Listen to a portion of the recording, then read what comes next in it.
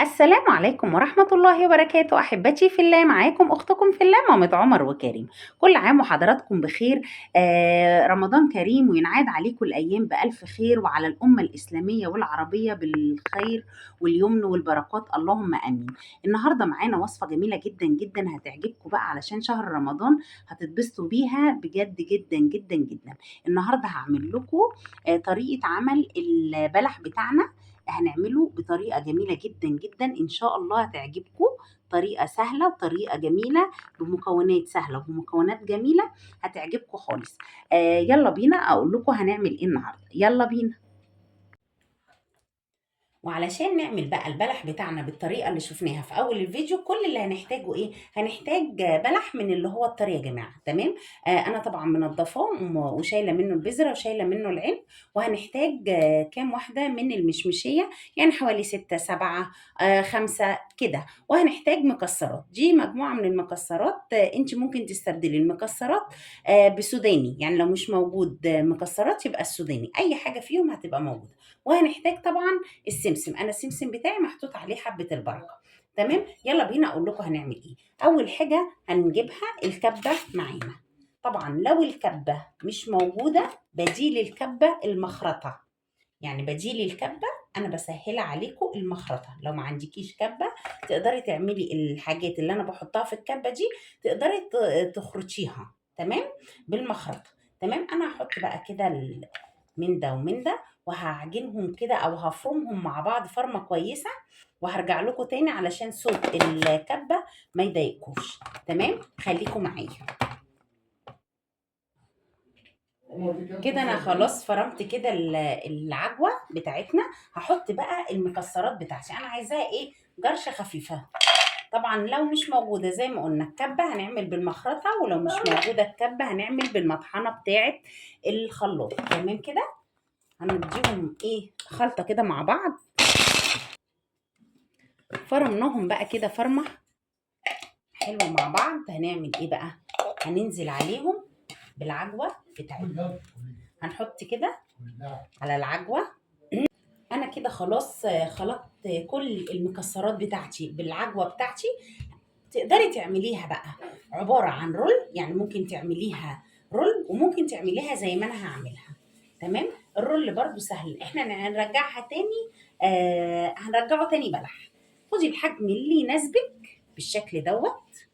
تمام. وهتحطي في السمسم كده. طبعا ايه، انا لازم اعمله كله الاول، بعدين ابدا احط في السمسم عشان السمسم ما يمسكش في ايدي. تمام. خدي الحجم بتاعك اللي يناسبك، مثلا اهي كده.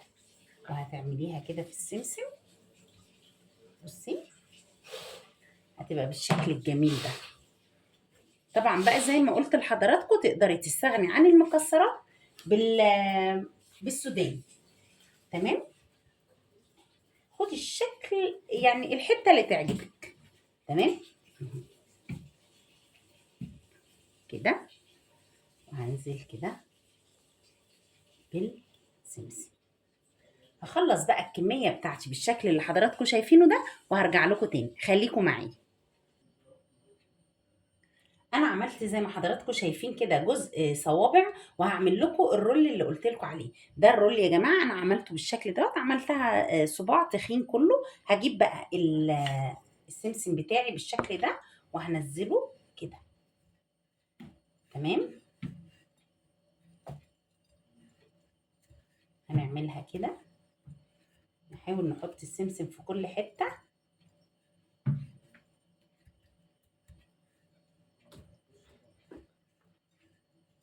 وسيبيها بس 10 دقايق كده في التلاجة. ماشي. هنغطيها بحاجة كويس طبعا عشان ما تاخدش أي ريحة من التلاجة. هنسيبها 10 دقايق فقط. وهقط- وهطلعها أقطعها معاكم وأوريها لكم بقى شكلها عامل إزاي. تمام أهو. تمام يا جماعة. هغطيها بقى بحاجة وأحطها 10 دقايق في التلاجة. وهوريها لكم بقى شكلها عامل إزاي. خليكم معايا. وده كان شكلها اول ما طلعناها كده من التلاجة. زي ما قلت لكم انا سبتها بس 10 دقايق تمسك مع بعض. هبدأ بقى اقطعها بالشكل ده. بسم الله. قطعيها برضو الحجم اللي يريحك، الحجم المناسب ليكي قطعيه.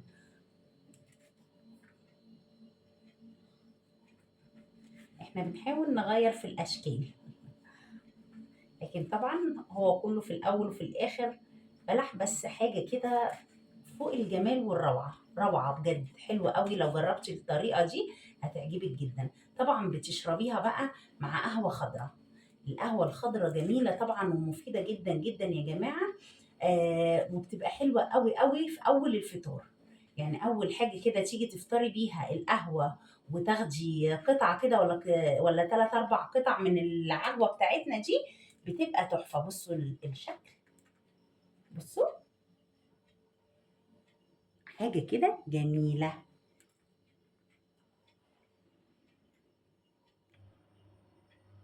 ايه رأيكم في الجمال ده بقى؟ كده تكون وصفتنا النهارده خلصت. بصوا يا جماعة، حاجة بجد جميلة جميلة جميلة. بصي، تاكلي منها واحدة واتنين مش هتبطلي خالص. يا رب تكون وصفتنا النهارده عجبتكم. ما تنسوش لو عجبكم الفيديو تعملوا لايك واشتراك للقناة. ما تنسوش تفعلوا الجرس علشان يوصل لكم كل جديد. والسلام عليكم ورحمة الله تعالى وبركاته.